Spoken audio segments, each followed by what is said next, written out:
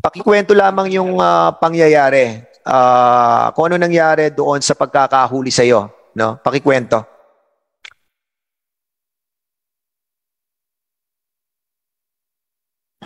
Ayun, good morning po, Mr. Chair, sa lahat po.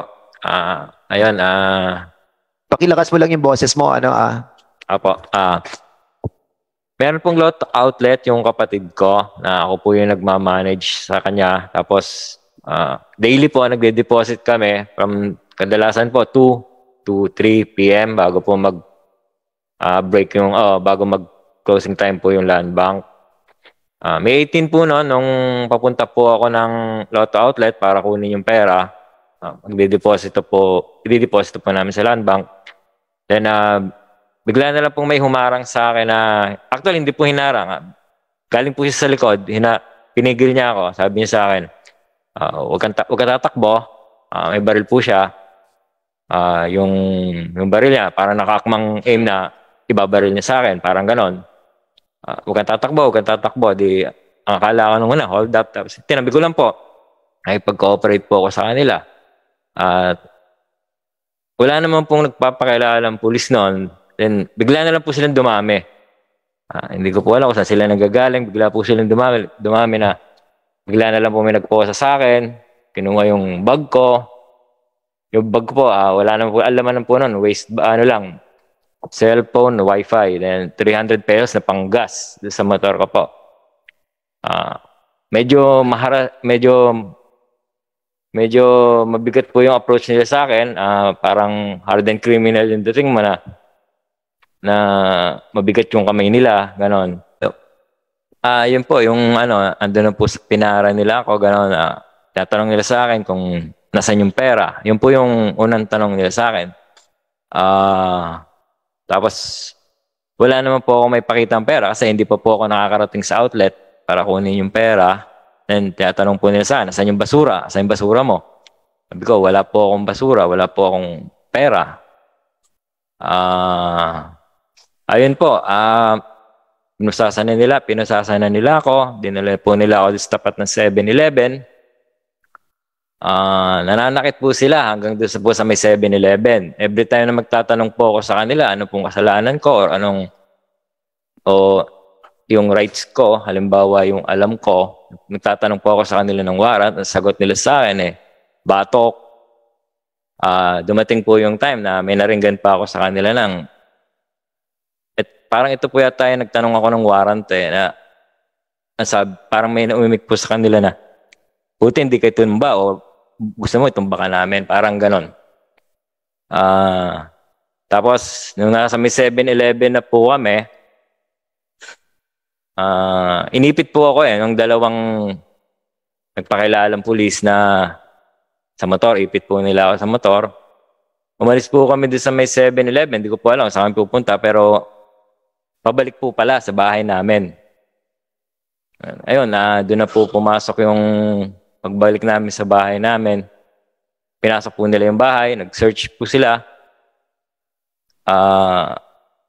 Doon, may nananakit sa amin, gano'n. Andun din po yung anak ko nung time na yon. Sabi ko lang doon sa anak ko, pasok sa loob, huwag ka nalang makikialam, parang gano'n. Tapos, ayun, sinearch po nila yung bahay, wala naman po sila nakuha. May naringgan po kaming boses na sinasabi lang po nila, pull out pasita, wala, hindi yata yan, parang ganon. Ayun po, dinala na po nila ako sa Pasita. Pasita Station, dinala na po nila ako doon. Tapos doon na po ako nag-stay. Medyo matagal-tagal din po yung stay ko doon. Doon po pumasok yung pananakit nila. Nananakit po sila kahit nakaposas ako. May mga ebidensya naman po ako na kahit po sa jail, nakikita yung pasa sa mga hita ko, ganon. Nung time na yun, wala po akong, parang pakiramdam ko, wala akong rights para tumingin sa mukha nila. Yun lang po, Your Honor. Okay, thank you, Louie Kilaw. Siguro, we will be, you mentioned the name of your son, ano pangalan ng anak mo? Kent po, si Kent Kilaw. Kent Kilaw. At accordingly, kasama mo siya dun sa no? Opo, Your Honor. Sa bahay. po. So we will be asking also Mr. Kent Kilaw. Can you kindly narrate yung mga sinabi rin ng tatay mo with regards dun sa allegation din man ninyo that it is an illegal buy bus, no? Gentlemen, ano, what we're trying to find here, no, yung ipe-present nilang ebidensya with regards to the CCTV pertaining to the bills, no, na inaano natin, i-discuss natin. That's why this is very imperative, ano? Kasi nga dito natin makikita ang kahalagahan ng CCTV na ipe-present nila in a while. But for the meantime, gusto lang natin establish yung mga facts, ano? So sige, Kent, go ahead. Good morning po. Chairman, before you proceed, can we ask the second witness how old is he? Kent, Baka ilan taon minor. ka na? 22 years old po. 22 years old. Okay. Okay. Go Thank ahead. you, Mr. Sige. Chairman. Good morning po. Ito po yung mga nangyari nun. May 18 po, bandang 1:30 p.m., nagpaalam po sa akin ng papa ko na magde-deposit po ng lotto collection sa bangko. So, after niya po magpaalam sa akin, yung lotto po is pinamamahalaan po ng aking uncle na si Tony Kilaw. After po magpaalam, sumakay na po sa motor si papa, papunta po sa bangko. And ang ginawa ko po, pumasok po ako sa kwarto ko. Tapos, sorry po. Yung mga ilang minuto lang po lumipas, 1:50 po na mga hapon, bandang 1:50, kumulang po. May narinig po ako nagbubukas ng gate. And then, lagi ko pong ginagawa is lumalabas po ako ng kwarto, baka po may nakalimutan si papa, ganun, para i-assist ko po siya. Ang tumambad na lang po sa akin mga lalaki, naka-civilian po. May mga hawak po silang baril. At si Papa po, hawak po nila, nakaposas na po si Papa. And after po nun, nagpakilala po sila mga pulis. Sabi daw po, nagbibenta daw po si Papa ng droga, ganun. Tapos kinuha po nila yung cellphone ko, pinatay po, saka po yung laptop. Kinaladkad po ako paharap sa dingding. Sabi daw po, wag daw po ako lalabas wag daw po ako titingin palabas or papunta po sa kanila. And habang nakaharap po ako sa dingding is sumili po ako pakaliwa na silip lang po. Nakita ko po yung isa sa kanila na binubuksan po yung bag ko. Binuksan din po yung wallet ko para may kinukuha, ganun. Tapos may narinig po ako na nag-spray po ng pabango. And then yung pabango po, naamoy ko na sa akin po yun kasi ginagamit ko po. At the same time naman po sa kabilang kwarto kasi yung pader po nun ay kahoy lang tapos may space sa taas. So madali po marinig yung boses. So may nagtanong po kay Papa na nasan daw po ang pera at shabu. So pag na-late po si Papa ng sagot parang nahihirapan po si Papa huminga kasi sinasaktan po nila. Dumadaing po sa sobrang sakit. And after po nun, may nagsabi po na, pre, wala naman baka hindi yan, pull out tayo pasita. So, ang ilang minuto lamang po, after nun, nagsisialisa na po sila. Tapos, yung may hawak po ng cellphone ko, sabi sa akin, andito yung cellphone mo, bababa ko sa lamesa. Mamaya mo kunin pag alis namin. So, ang ginawa ko po, sinunod ko po sila. After nila makalis, kinuha ko po yung cellphone ko, then binuksan. Habang binubuksan ko po yung cellphone, nakita ko na po yung mga kalat na iniwan ng mga pulis. So, ang ginawa ko po, lilinisin ko po dapat lahat ng kalat. Dun ko na po napansin na may mga nawawala na pong gamit. Tulad po ng bike, yung tools po na pang jeep at pang motor, yung GoPro camera po, yung pera ko po sa wallet, yung pabango, at saka po yung wifi ni Papa. So, after po nun, pagkabukas po ng cellphone ko, nag-chat na po ako kila Uncle, Uncle Tony, Uncle Obet, Tita, na yung nga po yung nangyari na may mga pumunta dito ng pulis, may mga po sila, mga baril. Tapos, yung dala po nila si Papa Pales. And after po nun, sabi po nila, umalis na daw po ako dun. Nagdala po ako mga gamit, nila ko po yung bahay. Tapos, pumunta na po ako kila Uncle. Doon na po ako parang traumatized po. At ako tulala lang po ako pagdating ko doon. Kasi sobrang bilis po ng pangyayari, ganun. Hindi ko po alam na basta po. Yan, yun lang po. Okay, salamat Kent, ano, yung anak ni ano siguro sino yung sinasabi mong tiyuhin mo? Si Uncle may-ari Tony ng po. Lotto? Uncle Tony po. At naimbitahan din natin si Tony Kilaw. Sige, siguro bigyan natin ng pagkakataon din si Mr. Tony Kilaw, no? Go ahead. Your Honor, good morning po at sa lahat. Your Honor, may I request na basahin ko na lang po yung aking affidavit. Sige, go ahead. Tapos speak louder please. Tapos pakipatay yung mic sa kalapetan na please.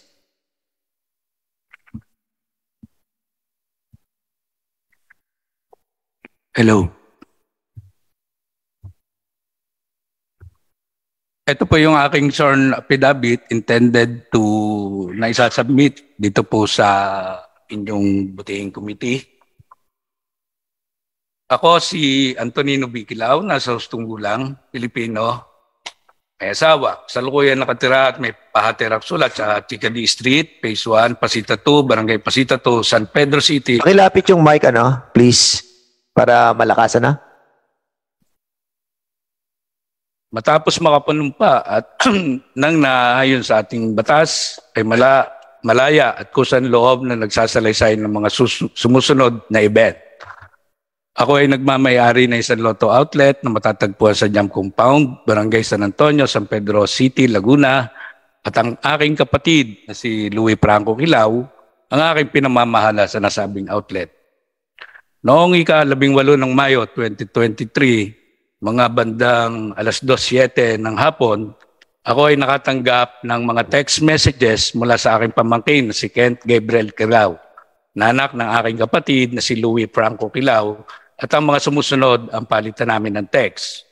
As per Kent, Uncle, may pumunta po ditong mga pulis, may mga baril, sinama po si Papa, pumasok sa bahay. Aba, bakit daw? Yun po yung aking reply. Kent again, nagbebenta daw po si Papa ng droga. Tapos pumasok po dito sa kwarto ko. Noon tinig ko po ay may mga nawawalang gamit dito sa kwarto ko tulad po ng pera. Then I reply, kinuha mo pangalan ng pulis? Kent replied, hindi po, Uncle. Pinatalikod po ako sa sulok ng kwarto ko. Huwag daw po ako titingin palabas. I ask again, anong oras yan? Mga 1:50 p.m. po siguro, Uncle. Pagka-chat ko po sa inyo, nakaalis na po sila. I replied again, late chat mo, mga naka-uniform ba? Then Kent replied, naka-civilian po. Nakaalis na po sila, Uncle, nung makapag-chat na po ako kasi kinuha po nila cellphone ko saka laptop. Then I reply again, anong pera na wala? Sa Lotto ba? Kent replied, pera ko po, Uncle, pero may dala po si Papa na pera na Lotto. Nakaalis na po kasi si Papa kanina, magdi-deposit, dala niya po pera ng Lotto. Tapos mga 8 to 9 minutes po siguro lumipas, may nagbukas po ng gate namin. Yun na po, mga pulis, kasama po si Papa. Ang screenshots po nitong mga text messages na ito ay akin pong pinaprint at minarkahan ko po ng Annex A. Pagkatapos ng mga palitan namin ng mga text messages ng aking pamangkin, ay nakipag-communicate naman po ako sa aking mga kapatid at kaibigan dahil hindi ko alam kung talagang mga pulis at kung anong departamento ang mga humuli sa aking kapatid na si Louie. Dahil dito ay nag-umpisa akong maghanap ng ebidensya. Nagtanong-tanong tungkol sa mga pagkakahuli ng aking kapatid dahil alam ko na hindi ito nagbibenta na pinagbabawal na gamot o shabu dahil mayroon naman itong pinagkakakitaan o hanap buhay. Una kong ginawa sa paghahanap ng katotohanan ay nagpunta ako sa barangay hall ng Cuyab kung saan nakatira ang aking kapatid na si Louie dahil nakita ko na mayroon CCTV ng barangay na nakabit doon sa labasan ng bahay ni na Louie. Nakausap ko ang barangay chairman na si Chairman Mario Pastillo at naikwento niya sa akin na siya daw ang nag-witness nung mahuli ang aking kapatid. At sa inventaryong ginawa, at ito ay ang sinabi niya sa akin na humigit kumulang mga alas 7 ng gabi noong May 18, 2023 ay sinundo siya ng mga pulis upang mag-witness sa di umano'y bypass operation. Ang inventaryo ay ginawa doon sa madilim na lugar sa may dulo ng Putol o Quezon Street sa may Elbinda 7 na hindi masyadong mataong lugar at lagi daw may iniimbentaryo doon ang mga pulis nung ako ay magtanong-tanong doon sa vicinity. Noong dumating daw siya sa nasabing lugar ay nakita niya nakaposas na ang aking kapatid na si Louie. Sabi pa niya ay may nakuha daw na coin parts sa bulsa ni Louie at nang buksan ng pulis ay may laman 3 maliliit na plastic sachet na may laman daw na shabu. Nagsabi ako kay Kapitan Pastillo na kukuha ko ng kopya ng CCTV na nakalagay doon na may labasan ng lugar kung saan nakatira si Louie at sa Puro 4 at doon sa boundary ng Cuyab at San Antonio sa Calle Putol kung saan ginanap ang di umano'y inventaryo sa may inventaryo. Sinabihan ako ni Kapitan at ng kanyang sekretary na gumawa na lamang ng request kaya ako ay nagpunta kay Attorney Daniel Albiar na siyang gumawa ng request at dahil doon nakakuha po ako ng footages. Your Honor, nung reviewin ko po ang CCTV ay ito po ang laman. Ito po ang aking mga nakita. Oras 1:32 p.m. Makikita po dito na lumabas po si Louie ng nakamotorsiklo galing sa looban kung saan sila nakatira. Oras 1:36 p.m. Makikita po dito si Louie na sakay pa rin ang kanyang motor palabas ng Barangay Cuyab papunta sa Barangay San Antonio na mayroon ng kasunod ng mga pulis na naka-civilian clothes. 1:42 p.m. Makikita po natin dito na dumaan ng convoy ng mga pulis na una nang nakita na nakasunod kay Louie na sakay sa 6 na motorsiklo at naiipit na si Louie sa isang motorsiklo na nakatalukbong at nakaposas. Si Louie ay naiipit na sa pagitan ng driver ng motorsiklo at isa pang pulis sa likod niya. Oras 1:46 p.m. Makikita naman natin dito ang pagpasok ng 6 na motorsiklo na gamit ng mga pulis kasama si Louie papunta sa bahay ni Louie sa looban, kung saan unang nakita itong lumabas sa oras na 1:32 p.m. Yung motorcycle po ni Louie ay kinumander na ng isang pulis. Oras 1:59 p.m. Makikita naman dito ang paglabas ng isang pulis mula sa lugar ng bahay ni Louie na sakay at dala na ang ninakaw na bike. Excuse me, Mr. Kilaw. Yung dinidiscuss mo po ay pertaining to the CCTV? Yes, Your Honor. Did you bring the CCTV? Yes, Your Honor. Can you kindly play it na lang muna para maintindihan namin yung mga sinasabi ninyo about sa mga oras because the members of this committee wanted to see yung CCTV that you have gathered from the scene of the area, no, that was allegedly sinasabi ninyo na nangyari yung tunay na operation. Opo. So with that siguro para mas lalo naming maunawaan, paki-play nyo na rin po yung CCTV na yan. But for the meantime, thank you, discussing Your it, ano? Sige. May I continue, Your Honor? May I continue? Sige, go ahead. Oh. So, oras 1:59 p.m. Makikita natin dito ang paglabas ng isang pulis mula sa lugar ng bahay ni Louie na sakay at dala na ang ninakaw na bike ng anak ni Louie na si Ken. At ang nasabing bike ay nakatabi noon sa loob ng kanilang bahay. Oras 2:02 p.m. Dito naman ay makikita natin ang muling paglabas ng mga pulis mula sa looban kung saan naroon ang bahay ni Louie.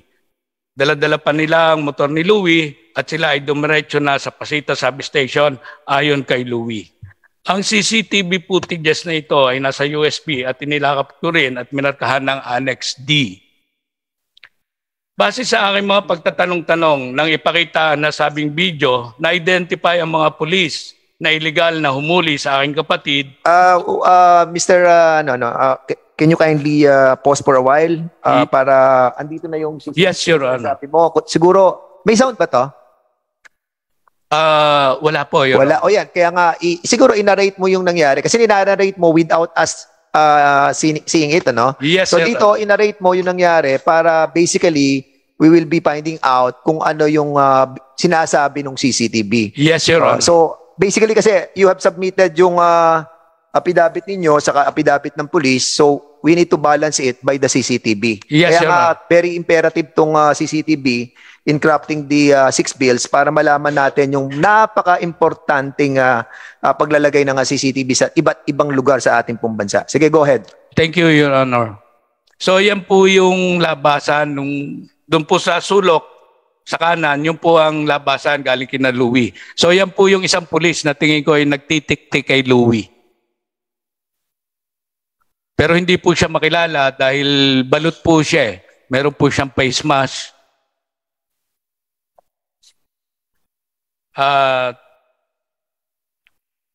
Hindi ko makita yun. May oras po yung CCTV natin doon sa upper side, right side. 1:30 mga ganun po. 1:31. Yeah. 1:30.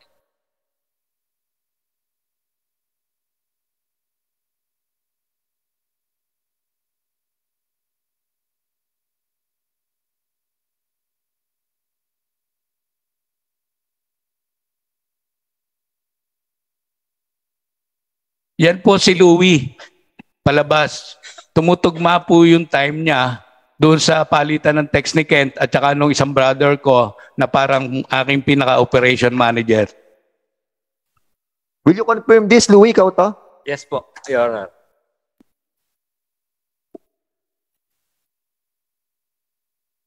Siguro tuloy-tuloy mo lang. 1:32 p.m.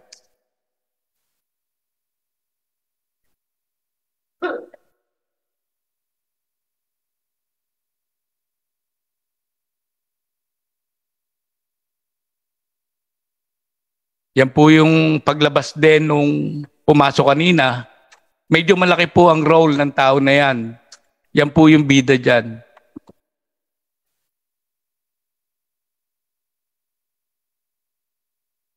Yan po yung boundary ng Cuyab at saka San Antonio.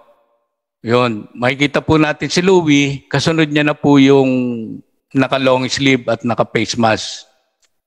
Tapos may isa pa po na hindi namin masabi kung kasama nila o hindi. Yan po yung time sa taas. 1:36. So 1:36 Yes, p.m. Your Honor. Sige, go ahead. Your Honor, siguro po mga 1 minute, mga less than a minute, wala ka na sa barangay Cuyab, San Antonio na yon. Simula dyan sa lugar na yan. Yan po yung pabalik sila, papunta sa bahay ni Louie. Yung nauna po is si Gekulia na team leader daw at saka po yung angkas niya po yung nagnakaw ng bike. Ayan po si Louie, napapagitnaan na po ng 2 pulis. May hood po yung jacket niya, kaya itinalokbong po sa kanya. At pagka nga daw po hindi nagugustuhan ng pulis yung sinasabi niya, hinahatak yung tali para siya ay masakal. Yan po yung Karandang at saka yung Lorenzana. Yan po ay hindi ko matukoy kung si Tamaray o si Marlene. Dahil mismo mga pulis San Pedro, hindi siya matukoy. Yan po yung sa labas ng bahay ni Louie. Papasok na po sila. Yan pa rin po yung team leader, si Gekulia, at saka po yung unknown police officer. Sakay po niya mismo sa motor. Kaya I think he can identify that kung sino po yung tao na yan. Yan po yung Hirilya, second team leader. Ibig sabihin po, Your Honor, 2 team po sila nag-operate dyan. Yan po si Louie, napapagitnaan pa rin ng 2 pulis. Ni Rotarla at saka ni Abuenga.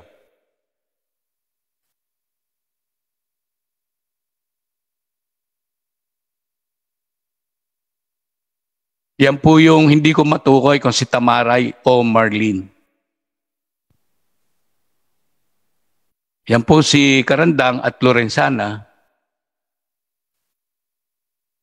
At yan po yung TEDRA.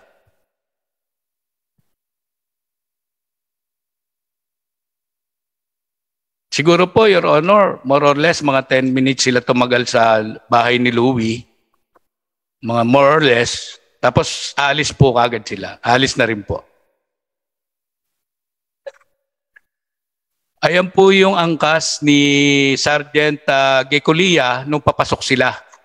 Sakay na po siya sa bike ni Kent. So, bike yan ni, nung anak ni, ni Louie. Yes, Your Honor. Will you confirm this, Kent? Na bike mo to?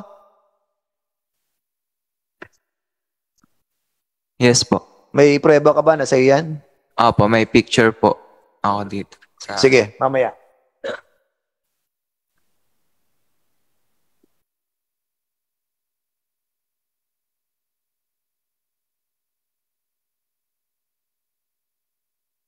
So, yan na po sila. Sunod-sunod na po sila. Kaya lang, nag-rumble po eh. Nagpalitan po sila ng mga motor. Pero sila pa rin po. Makikita po natin yung oras doon sa ano.